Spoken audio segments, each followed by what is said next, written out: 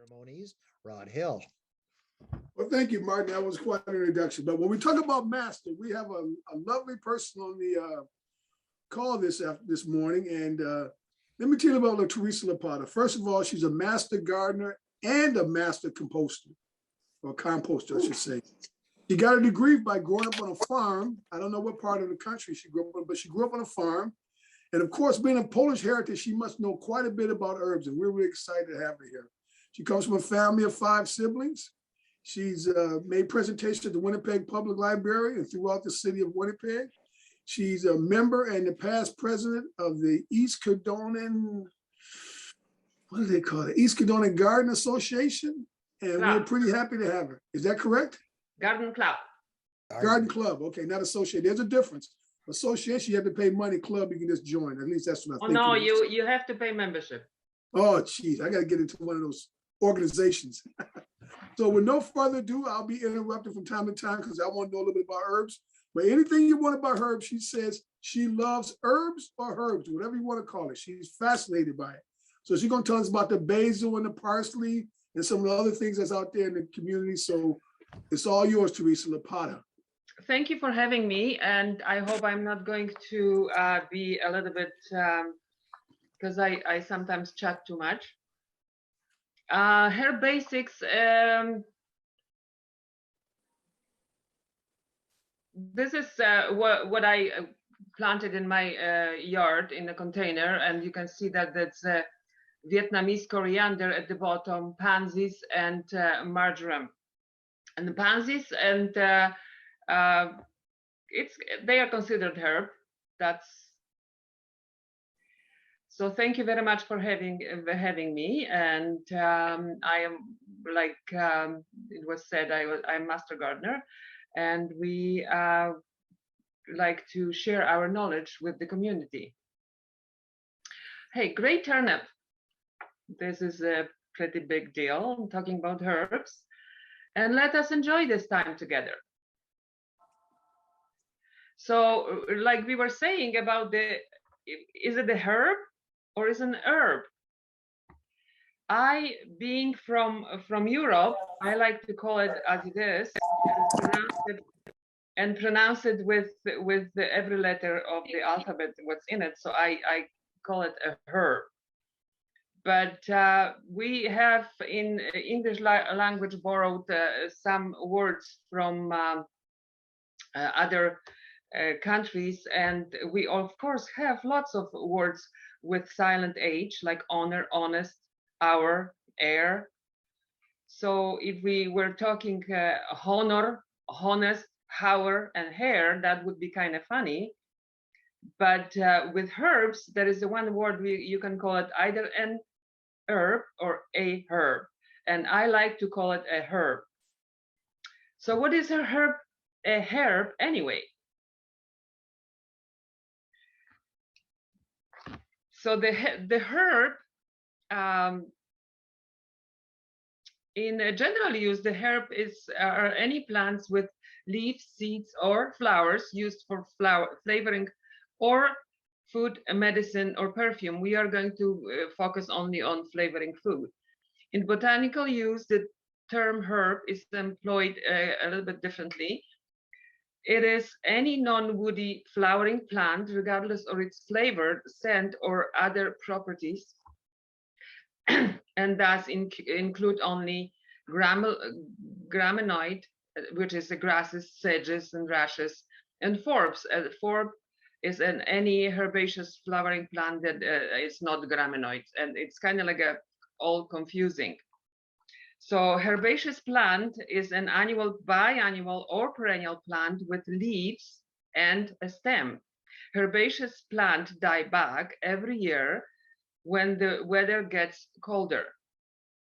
But in warmer climates, some herbs don't disappear when winter comes. They stay green, for example, lavender, sage, rosemary, and thyme.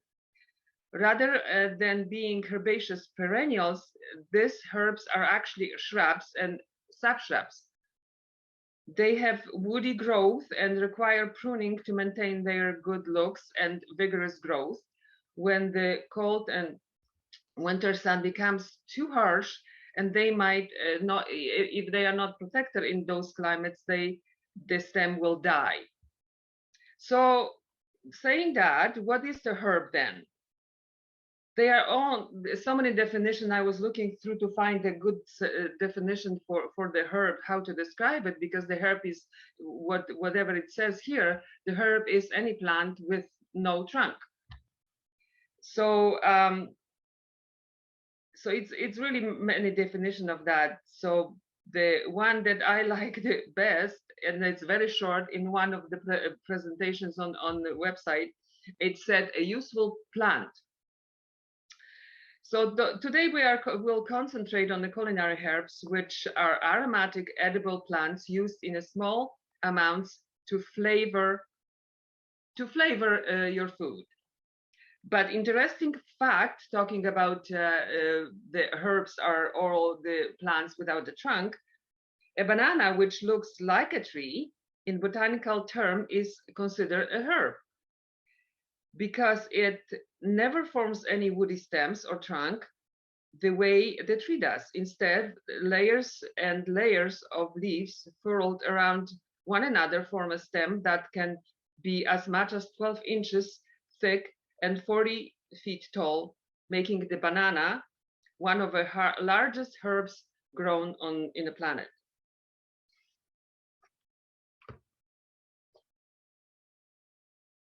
I'm going backwards, sorry. So what people sometimes say that herbs and spices are the same. They are kind of flavoring your food, but they are different. So what is a herb is a green leafy part of a plant. Examples like a basil, rosemary, sage, thyme, parsley, oregano. A spice can come from the root, stem, seeds, fruit, flower, or bark of the tree or plant. Examples are cinnamon, ginger, black pepper, star anise, turmeric. They are normally considered a spice. Exemption from that, it's the bay leaf. The bay leaf is considered as a spice, although it comes from as a herb, because you use the leaf, but it comes from a tree. So it's kind of iffy whether you take it as a spice or as a herb. Herbs versus vegetables. Culinary herbs are distinguished from vegetables that, like spices, the herbs are used in small amounts to flavor the food rather than a substance. On the other hand, some of the plants can be used as a herb, spice, vegetable. For example, cilantro. Cilantro is a leafy greens that somebody likes. I have to admit, I don't like cilantro. And the coriander is the seed of that plant. But so the seed of the cilantro is spice, and the leaves are is herb.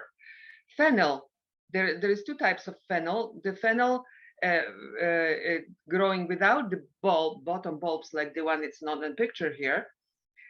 So the bottom one is used as a vegetables, but you can use the fronds as the flavoring for if you like anise flavor for anything. So you also can use fennel seeds, and so you can use it as a herb, as a vegetables, and as a spice. So that one of and the parsley, of course. There's I grow 3 types of a parsley, and it's the leaf parsley, flat leaf parsley, curly parsley, and root parsley. So the root parsley, that vegetables on the left, it's as a vegetables. You can eat it as a vegetables. It kind of resembles parsnip, but it's a little bit tastier, much tastier than parsnip. Another one of it's spice and herb, it's dill. So you can use dill seeds and as a spice, and then dill fronds and or leaves as a herb. And also celery. Celery, you can use the stalks as a vegetable, and leaves. Don't throw them out. They are very tasty, and use them as a addition to salads, as a flavoring to anything else. And garlic. Garlic, it's considered a vegetable. It shows characteristic of vegetables, as it has a bulb and a tall stem and long leaves. However, it is used more like a spice because it's very potent, and if you use it as vegetables, especially raw, it's that acquired taste. It is usually added to dishes in minimal amounts, unlike other vegetables. As a result, it is primarily used as a herb or spice to heighten the flavor of the dishes. And the garlic, on the other, when it grows first, it has a long green shoots that produce edible flower stalk. They call their scapes, and you can. I make. I don't have that much garlic scapes when I grow garlic, because I grow a little. But my friend gave me garlic scapes, and you can make pesto from it, and it's absolutely wonderful. And the same with the onion. Onion can be used as a vegetable more than but all the stalks of onion and the garlic can be used as a garnish and as a herb. Herb garden versus herbs in a garden. So here's the traditional old herb gardens. They grew them from the beginning. They always had a kitchen garden and herbs only in it, and maybe some blooming herbs. And this is the Yorkshire lavender garden. I found the picture on the website, and I thought, well, one day I want to visit there. So that's the only grow. Probably 80% of plants there is a lavender, and they grow it in a nice shape. So herbs in the garden, that's my garden, messy, and you grow kind of in between everything you have. Here is tiny little pots with basil in them. That's some chives, and kind of like a variegated spinach, red basil, and French tarragon here. So I grow like that, so you don't even know I grow the herbs. Another kind of fun fact about catnip and catmint. They are both from the mint family, but if you wanna if you don't want to have cats in your yard, do not plant catnip. You can plant catmint. It's the cats don't care much about the catmint, but if you have a catnip, they love it. So don't plant that if you don't want neighborhood cats in your yard. So how to grow herbs, how to harvest herbs, how to use herbs, just a little bit short stories about that. So growing herbs. I visited a yard one time close to Nipua, and she had paths made of thyme. So when you walk on it, it was just amazing, because you can smell every single step you make, you smell thyme. And that's I think it was Mother of Thyme or Woolly Thyme, or one of those. I don't remember now which one, but the low growing one. So, and that's you can grow it in Manitoba. So here you go. That's beautiful. And of course, soil is it's important element of growing herbs. So you can grow herbs in the pots. That part of that my garden I showed, and this is one of the pots I grew to. But one time we went to the States to the garden convention, and lady had the chicken nest things. She didn't have chickens anymore, or she bought it in somewhere, and she made put the soil in it, and she grew herbs from it. It kind of looked neat. So you can add herbs to, like I was saying, you don't have to have it just specially herb garden in your garden. You can plant them any place, and as long as it's a sunny location. Except for mint, you can grow mint in the shade, lemon balm in the kind of like those more leafy herbs in a partial shade you can grow. So this is some my herbs I grew. And you can grow them in a rooftop if you want. There's a garden here in Winnipeg I visited. She had thyme growing on her roof.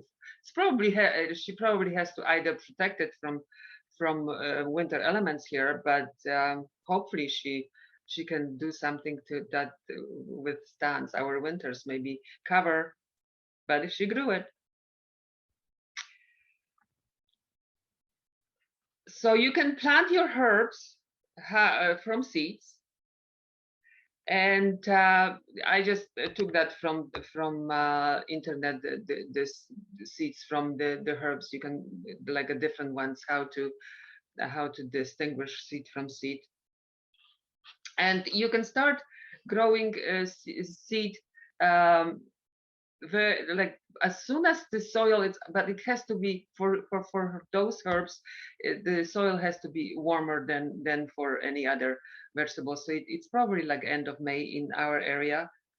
You can start from cutting this is the rosemary. I started it from, and make sure that you easier starting from cutting. It's the soft branches. No, with the wooden branches it's harder to start. So either take those bottom leaves and put them in the water and wait until the roots come, or plant them directly into the soil, which takes a little bit longer. You can divide your herbs, especially perennial. This is the chives, and French tarragon I have to divide quite often, and it grows here, and it's tall, probably up to 2.5 feet. And it's I love French tarragon for that anise flavor to anything you like. Overwintering. This is the rosemary I overwintered. You can overwinter. It's kind of struggling because it needs a moisture. It's kind of like a Mediterranean plant, the rosemary, but you can still do it. And I did it a few times, and it survives, and it becomes kind of like a woody, like I was saying, that some of the those herbs have woody stems. So this is one of the rosemaries trailing rosemaries, and it didn't look like trailing. It started trailing, but it looked like a bonsai. So I overwintered it for 5 years, and I have to say, and I cried almost. I killed it this winter. So this is marjoram. I like marjoram over the oregano. They are two very similar herbs, because I grew up with marjoram, and it's a little bit stronger flavor, but I like it better than oregano. But this is thyme. Sorry about that. This is marjoram, and I overwinter marjoram too. It's one of those Mediterranean herbs, like that it grows from year to year as a perennial, but not here. I started April 2021. I started, you buy the celery, and the bottom of the celery, I cut like an inch, put it in the water. So this was, I am assuming around end of March or beginning of April 2021. So it started rooting. You can see here, it started rooting and grows leaves. So that's how it looked when we took it out of the water. And that's how it looked in September of 2021 after eating a whole summer, and overgrew my container. So I had to transplant to its own container, so it had more room. And that's how it looks now after eating it. And you can see it's growing more plants. So I'll see. I'm just experimenting with it. So harvesting herbs. And for me, harvesting herbs it's well, not only harvesting, but I go to the garden and touch every herb in the morning or anytime I walk. So that makes me happy. So you can harvest actually herbs all year round, and you can kind of like for your consumption now, or the more cutting to some herbs, the better it is because they grow. For example, basil, you have to trim quite often. The same if you don't want to seed on your herbs, make sure you harvest them and use them or share with the neighbors. So preserving.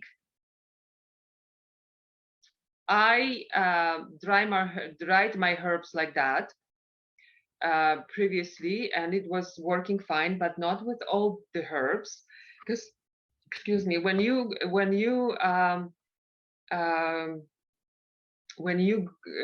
dry some herbs, they lose color. For example, parsley, dill, like those soft herbs, cilantro. So I invested in a dehydrator, and I do it in a dehydrator now. But it's only obviously tiny little, even small pieces of herbs. If you have too many, just dry them. They are wonderful for whole winter.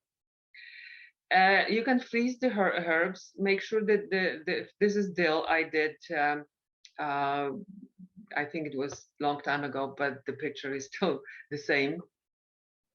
I clean them and make sure it's very, very, very dry, and cut them to the size you want, and put them in a jar loosely. The reason I said loosely, please don't pack, because I made a mistake and I packed them.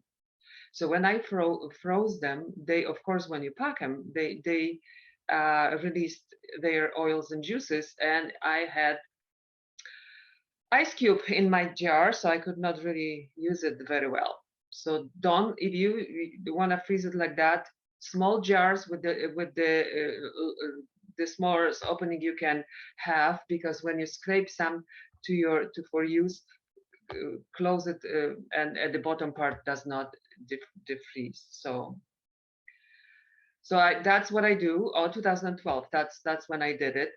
So jars like that, put it in the freezer, and do not throw any stems, because the stems are absolutely wonderful addition to your soups, stews, and anything you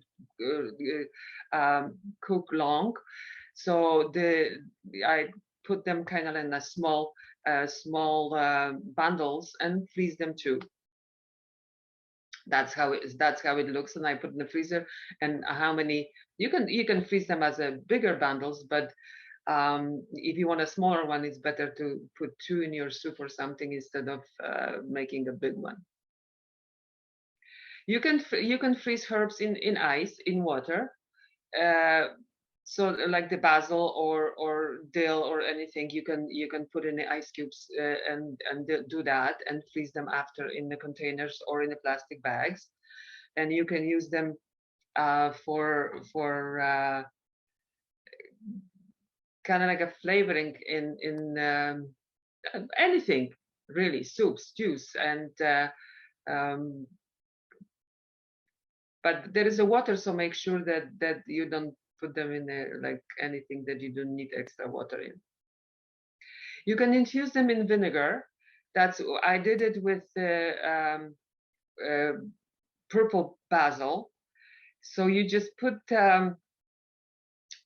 bunch of the very dry, very clean and dry basil. In the best one is white wine vinegar, because it's not that strong. Or you can use the regular vinegar and put it in a window cell where you have lots of sun, and shake it once in a while, and that's what you have, and the flavored basil vinegar. And you can use it for salad, for anything really, and you can use any herb to make the I used tarragon vinegar, so it's kind of has very nice anise flavor, and so those two I like the best, the basil and the tarragon. You can infuse them in oil. I don't really do that because it's easier for me to take very slowly herbs or spices in a very slow oil and infuse them that way. So it's easier and it's I would say safer because I try this actually bottle I made probably 20 years ago, and the oil was up to the top of the cover, so it's evaporating somehow, but it never changed color. So I keep it as a decoration now. Herb batter. So you can always do the batter. So you can put any herb in it you want, but try with the smaller portions of herbs into batter, so you don't overpower. And some people don't like too much herb, so you can mix and match herbs, or just put one herb and a little bit of garlic and salt and mix it together with the soft batter. And I roll it in the parchment paper and put it in the freezer for half an hour, cut them in portions and freeze them as a portions. And after you can use it for anything, like for the herb batter. They call them compound batter. The best like herb batter, I like to put it on the, take the steak from the barbecue and just blob a slice of that batter on, and it's just absolutely wonderful. You can make a bouquet garni. Bouquet garni is it's the kind of combination of herb and spices to just either tie them up together for making stews, soups, and everything, or add spices and herbs together and tie them up in the cheesecloth and put them in, so you don't fish the bay leaf or peppercorns or any, like if you want to just put some garlic in it and you don't want to fish it after from the soup, you just do it in the cheesecloth and take it out after, and you don't have to fish for any peppercorns which you don't want to serve in your soup. And when you have chives or something like blooming, and I dry them, and I make bread, so this is addition to bread and anything, but you can put the flowers like that under the chicken skin with the butter, and that's absolutely wonderful. And the same with if you grow the rosemary are woody, very strong stems, you can make a shish kebab from them, and it flavors the meat and whatever you put with it. And pesto it's the one thing I always make from, not only people are always associate pesto with basil or basil. I make them from anything green from in the garden. And so this one is arugula pesto, and I kind of spoon them on a parchment paper, put them in the freezer that way, and after that, how much I want, I take out. And I even take instead of for making pizza, instead of barbecue sauce or pizza sauce, I put pesto at the bottom of the pizza, and that's what I use it for. And not only that, on sandwich or anything, like whatever you use the pesto for. But that's how I freeze it. I freeze it in by single portions, and after, when it's frozen on the parchment paper, put in the containers and use it that way. Storing fresh herbs like basil or the ones from the store you buy, and it's always too much of it. You cannot use it all the time, so it's better to store them in a, like the basil, dill, or parsley. Sometimes it's good to just keep it on the container. If you use it within 2-3 days, keep it in a container of water on the counter, and don't buy the $40 concoction like on the left, because that's too expensive. You just put it in a tall glass and cover it with a plastic bag, and it's the same way, and it's cheap. Storing dry herb, make sure they are stored in the dark and dry and not close to the heat.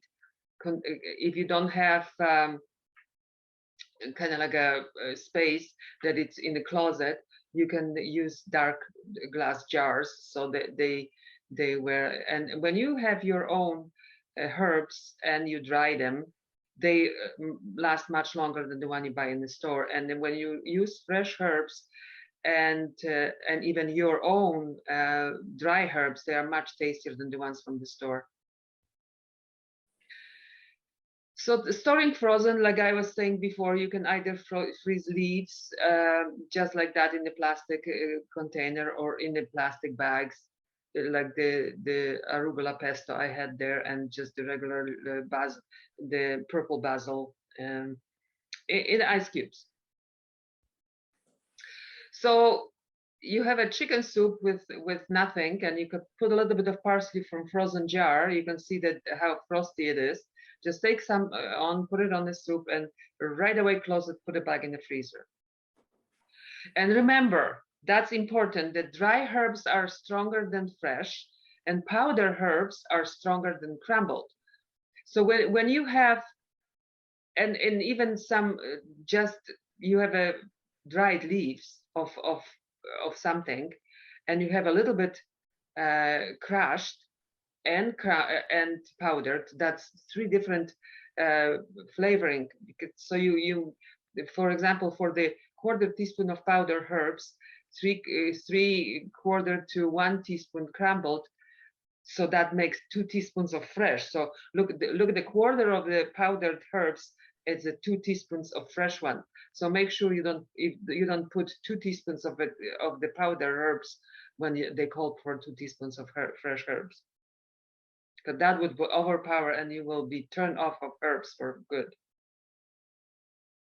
So this is just I got it from the internet, what to substitute what for what, and it's kind of like you can really substitute herbs for herbs with, that's your preference.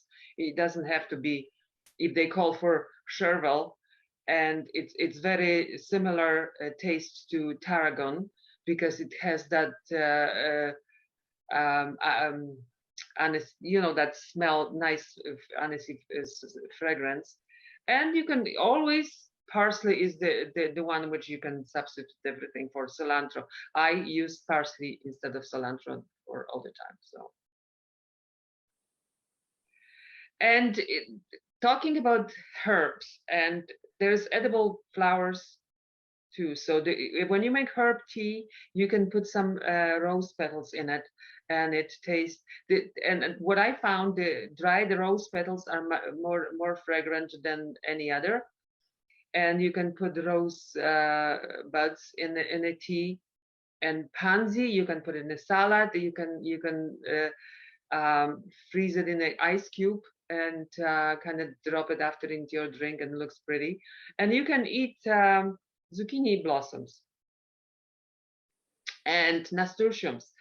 It's very edible. The leaves are very nice, and flowers, they are very nice peppery flavor. I use it as a like the nasturtium leaves I put in between 2 slices of bread on my sandwich with any additions, and then makes that sandwich a little bit more peppery instead of putting salt or pepper on it.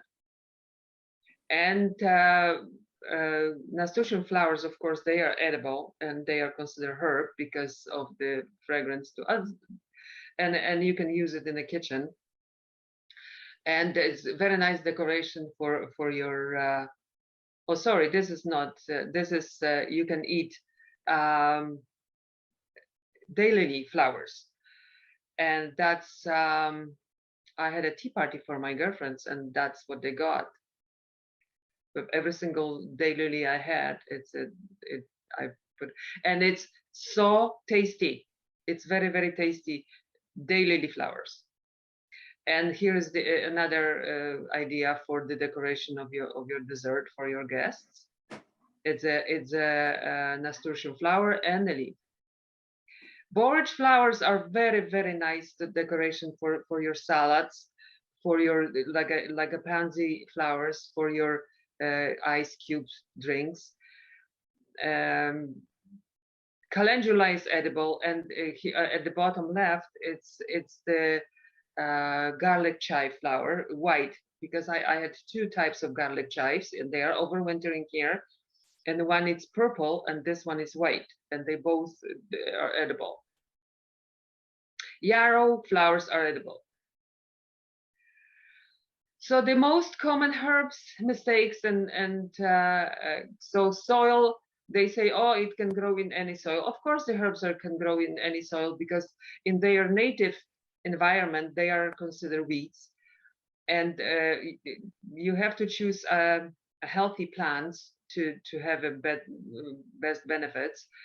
And if you plant, for example, basil in the shade, it won't grow properly, because basil likes heat. And overcrowding of herbs, it might well, it's overcrowding everything. It's not proper. And if you want, like the herbs, if you allow them to flower, the annuals, first of all, the annuals will completely shut down and won't grow anymore. So the basils and stuff like that, you have to trim as often as possible, because they produce leaves, and if they turn to flowers, to seed, the plant, it's done.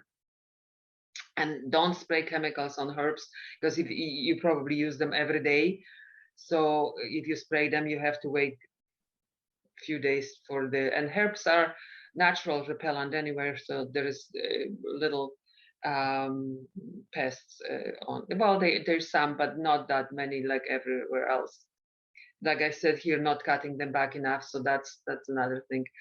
And not water properly. Sometimes overwatering, it's no for herbs, with some of them like dry area.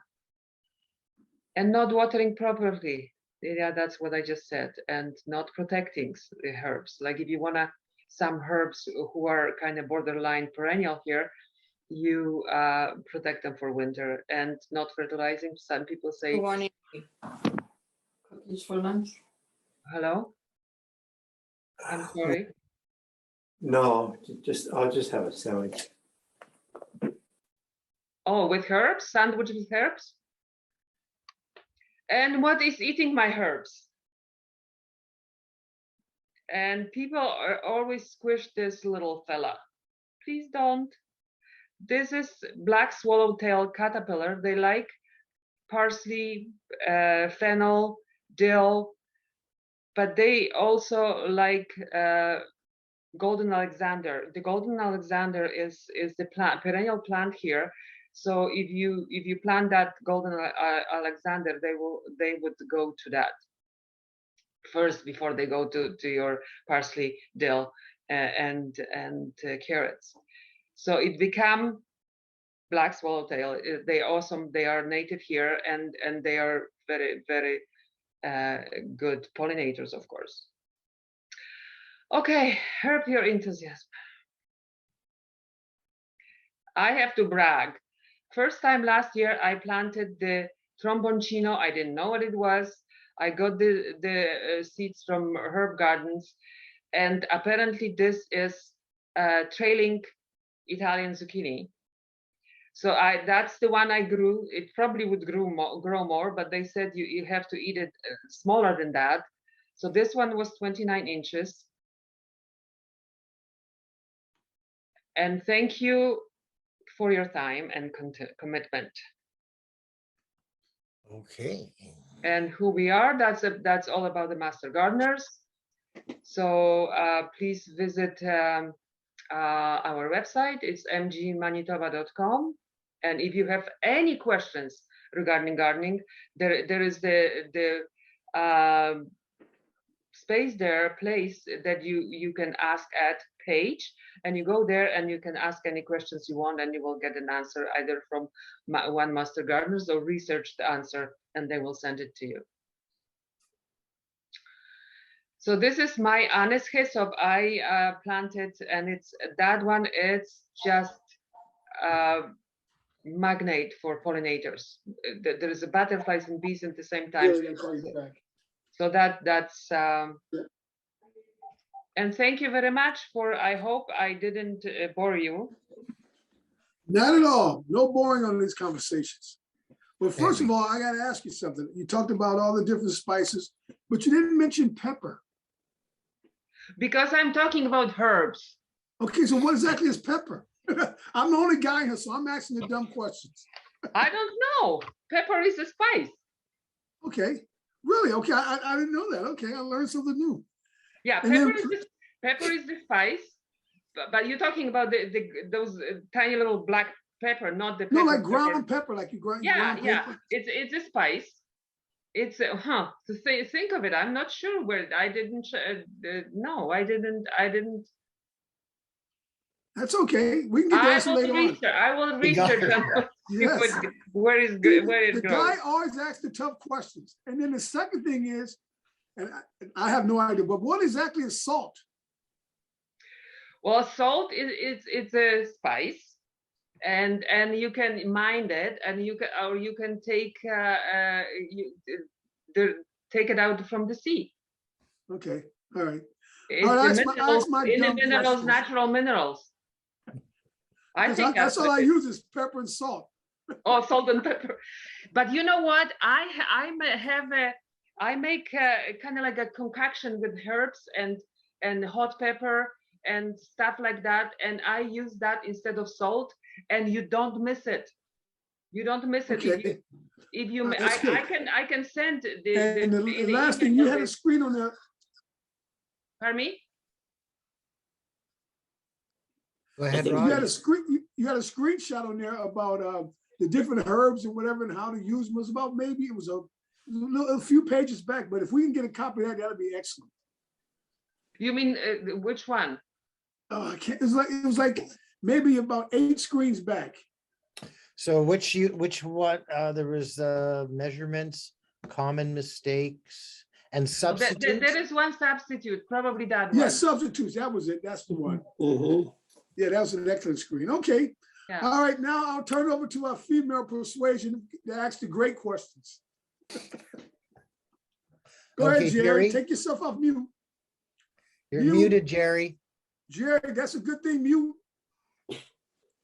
Everybody's You didn't hear muted. that. That's good. Okay, when you say overwinter, does that mean you leave it in the garden protected over winter, or you Yeah. bring it inside? Depends what plant it is, because if it is the plant which is okay for our winters, like I was telling a French tarragon, Yeah. and so that one grows here, and sometimes you can overwinter for not long, but for a few years. The lavender, which is Mondstadt lavender, that's the one. It can be overwinter here. And rue is a perennial, so you can overwinter the rue and lavender. You have to protect more than the French tarragon. Okay. I have And of tarragon. course, mint. You don't have to protect mint, but depends which one, because there is mint that, for example, mojito might not survive here. Somehow I killed mint, but I do have flourishing tarragon, and I don't use it nearly enough. But now I will start to. Thank you. Dry it. You know, dry. It's much nicer than the fresh one. So dry it. Okay. It has such a nice honest flavor, and I use it, for example, for fish quite often. Okay. Like put it a little bit of pepper and fennel. Well, it's very similar to fennel. So I used to use fennel, buying the seeds of fennel, but now I'm using my French tarragon because I don't have to pay for it. Good. Thank you. Debbie, you were next. Sure, a couple of questions. One, when you're making pesto, do you have to add something to the herbs, or how do you actually make the pesto? Well, the pesto, there is the oil, garlic, and Parmesan cheese. Okay, I Okay. can send you the like after because there's so many recipes for pesto that it's not even, So yeah, it's a Parmesan cheese goes in, and if you don't, you can put probably any hot cheese in it. Depends on the flavor, but I use Parmesan cheese. Okay. Parmigiano Reggiano. Oh, Because okay. it's a different, because the Parmesan sometimes can be not real Parmigiano. Okay. Okay. What was the other question I had? Yeah, you're at the door. Oh, someone's got their, You at the door? Please mute if you're not speaking. I'll mute him. No. Your Okay, background noise, please. so I don't do a lot of herbs, but I do have a lot of basils, and then I will cut it. So what's the best thing to do in the summer if you're cutting the basil and you can't use it right away? Pesto. Pesto, okay. Pesto. And you know what? And you can, like I was showing you, you can freeze this, and if you like noodles, pesto and noodles is enough for your dinner, because you have a protein there, you have a cheese, so it's very quick dinner. You cook your any pasta and drop frozen pesto, and you have a dinner. Okay, Or at least side dish. okay, thank you. But you can, if you can dry, you can dry pesto. They say that they don't like dry basil. I dried quite a bit because I use probably the most use. I have a few of them I use constantly. So I dry them because I grow, like I don't drink any tea. I drink all the herbs I have in my garden, so I drink that. And like I have a giant hyssop, and that's Anna's hyssop I was showing you on the end there with the bees and the butterfly.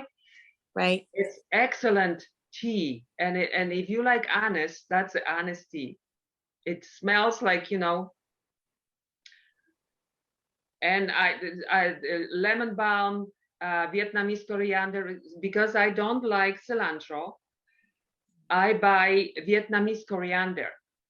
Vietnamese coriander has very similar flavor to cilantro, but first of all, it doesn't bulge, it doesn't bloom. It blooms, but and you can use it all the time, all year. It's a perennial in warmer countries, but you can bring it in, and it grows as a house plant if you want. And I use that. But it's not only for that. I use it because it looks nice. But when you go to the garden, you touch stuff. That's what I like to. So like you have a spill, like they say, when you grow the pots, you have a trill, you have a cannon and a spill. So I plant some mints from my garden for the trailing in the garden, and Vietnamese coriander. That's the one I do that too. Okay, thank you very much. And who's next? Is wave your hand. Donna. Hi there. I am just wondering if they're frost resistant, if we put them in May, because the past 2 years we've had frosts in June. Basil is the worst one. Okay. Basil, those soft ones, they are like probably the basil is the worst one for. So you would have to cover if there is a frost coming, I would cover it, because it stunts, and it's kind of like you want to see, oh, I'm dying. So the basil is basil is the worst one for the cold weather. Okay. Because like chervil will it doesn't matter, the same parsley and any other, but I cannot think of any other that it's worse than basil for colder weather. All right. And how do you protect them in the garden over winter? Should you put mulch on them, or? To tell you the truth, I don't. Okay. But and they survive? But That's not a good it's answer. very, I have a very protected area. I have a tall fence, and it's between the fence and the garage. And that French tarragon I have It's actually, it's in the partial sun, it's not partial shade, so it grows very well there.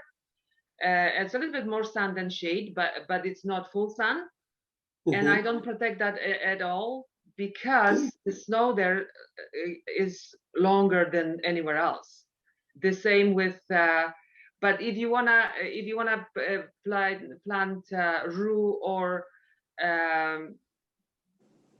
lavender, those have to be protected. Like they put mulch over the winter, like just before the snow, but don't take it out early in the spring because you might get frost, and that's when the freezing and thawing, that's where the damage comes. Okay, great, thanks.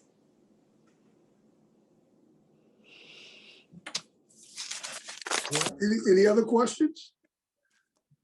Go ahead, Jerry, you gotta take off your mic. Turn your mic on. Camera, no, you're still muted, No. Jerry. Still muted. There we go. Oh, no, you touched it twice. You had Uh, it, but you touched it again. off.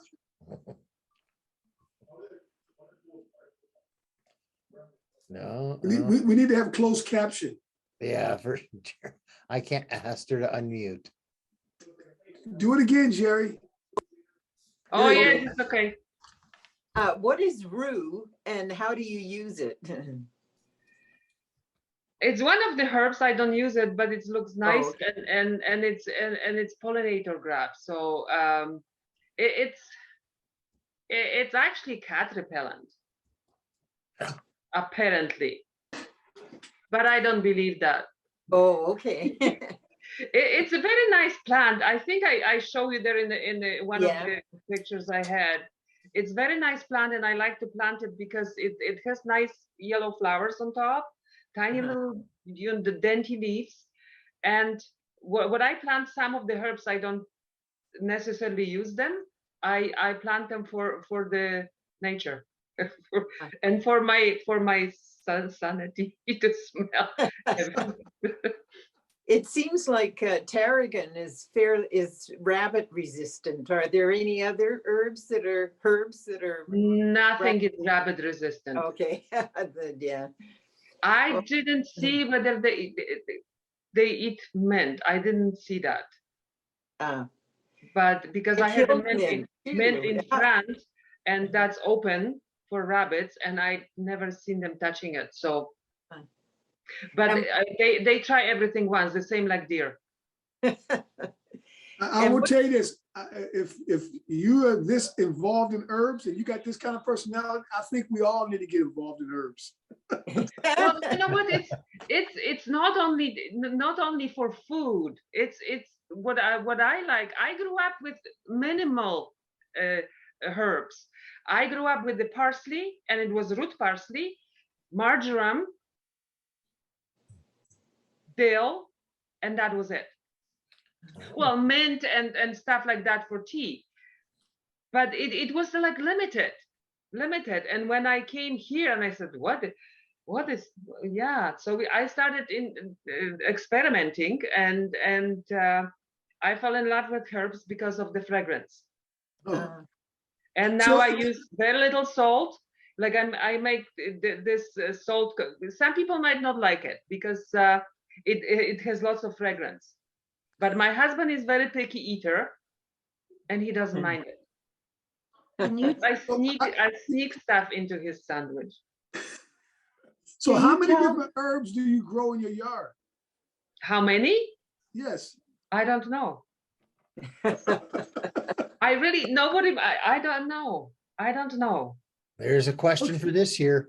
I have to count them and maybe send it to Debbie. Well, I'm glad you have a tall fence because I'm about 6'1", so.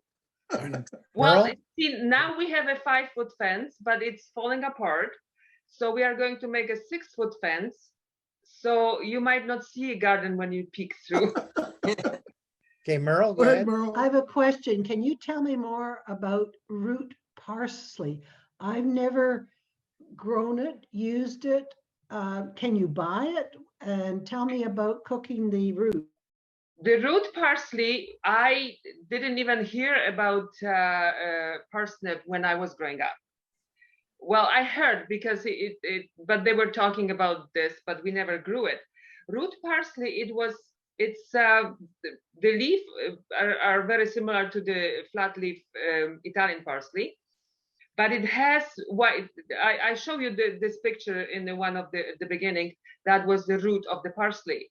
So we use that as a like when you cook soup, for example, and you put the whole carrot or a whole whatever. So we use that as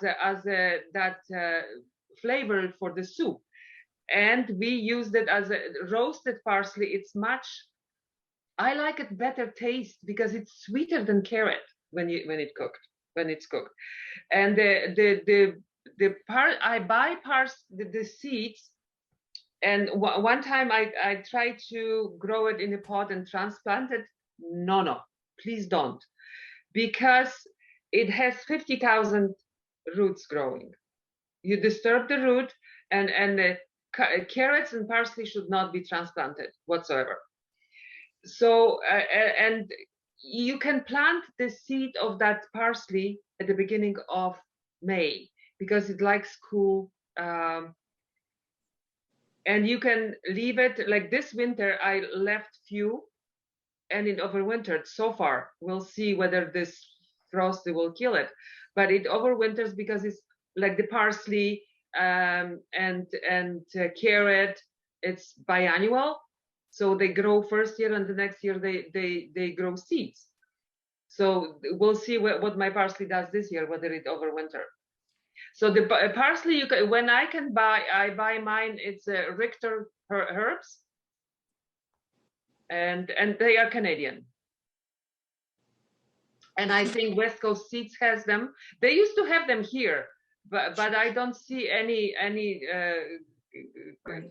the nursing nurseries have them for sale. But I get them from the Richter's herbs or West Coast Seeds. And one is on the east and one is on the west. So. Any other comments? I will say this has been very infatuating. Yeah, thank you. It's not only been educational, it's been entertaining. And Teresa, anytime you want to come aboard, please come aboard.